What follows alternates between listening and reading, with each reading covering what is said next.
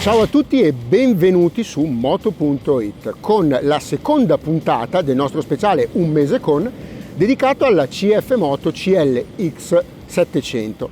In questa seconda puntata andiamo ad analizzare il comportamento in autostrada. Potete fare, tanto per darvi un riferimento, autostrada o tangenziale, grosso modo sempre di quello parliamo. L'obiettivo con questo test, che naturalmente è rivolto a un veicolo non nato per supportarvi nelle lunghe percorrenze a velocità sostenute, è quello di sottoporre la CLX a una specie di stress test per capire un attimo qual è il livello di comfort offerto dalla, come la vogliamo chiamare, scrambler, cruiser della casa cinese in questo tipo di ambienti che comunque fanno parte dell'utilizzo di una moto a 360 gradi. In sella ci si siede abbastanza comodi, rilassati, la posizione la si può tenere anche per diverso tempo senza particolari affaticamenti. C'è qualche vibrazione naturalmente sulle pedane, zona serbatoio, un pochino sul manubrio, perché alla velocità codice, 130 km all'ora, il motore gira un pochino alto, siamo un po' sotto i 7000 giri e ricordiamoci che la zona rossa è attorno agli 8000, quindi il motore, vista la portatura corta per essere più brillante in città e sul misto, mi aspetto grandi cose per inciso da questa CLX, la penalizza un pochino magari in autostrada e anche i consumi salgono un attimo. A questo proposito attenzione che, come succede spesso su tante moto, l'indicatore della benzina non ha un andamento lineare, nel senso che ci mettete veramente tanto a cancellare la prima attacca, dopodiché l'indicatore scende abbastanza rapidamente.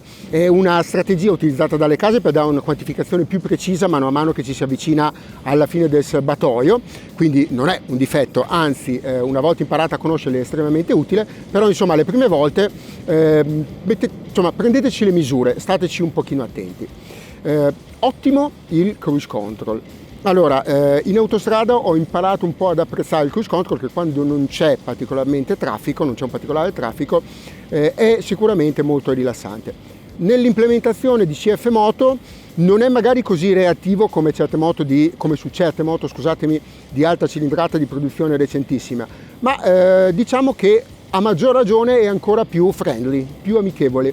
Vi riporta alla velocità che avete selezionato con un pochino più di calma, non avete quegli scatti di progressione che ogni tanto magari vi prendono in contropiede non tanto il pilota quanto a volte il passeggero. Piccola curiosità, si può impostare solo fino a 130 km all'ora, quindi vi impedisce di fare i furbi e procedere a velocità superiore a quella codice per lunghe percorrenze. La protezione aerodinamica naturalmente è completamente assente, questo è ovvio, stiamo parlando di una scrambler, quindi naturalmente non c'è assolutamente nulla a ripararvi dall'aria, ma come vi dicevo, viste le velocità medie che non sono elevatissime in linea di massima, non si sente, non si avverte un particolare discomfort, chiamiamolo così. È anche vero naturalmente che siamo ancora nel mese di settembre quando sto registrando questa puntata, quindi le temperature sono abbastanza alte ed è anche abbastanza piacevole avere dell'aria addosso.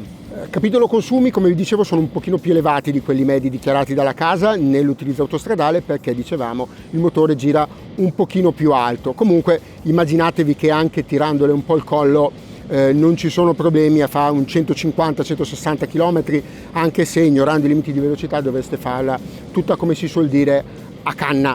Oltretutto si tratta anche di una distanza, un intervallo fra due soste che su una moto come la CLX ci sta benissimo. A quel punto lì magari fermarsi 10 minuti per sgranchirsi è un'ottima soluzione.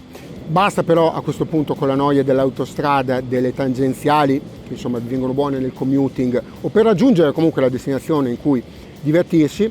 A questo punto io risalgo in sella, vedo di levare di torno l'autostrada e di archiviare la pratica il più presto possibile, perché naturalmente, come vi dicevo, non vedo l'ora di passarci un altro po' di tempo, questa volta sul misto, dove qualunque moto di solito mostra le sue migliori qualità. Continuate a seguire il nostro speciale, continuate a seguire il canale se vi interessano le moto, naturalmente appuntamento al prossimo video e comunque a fra pochissimo per la terza puntata di Un mese con CF Moto CLX 700. Ciao!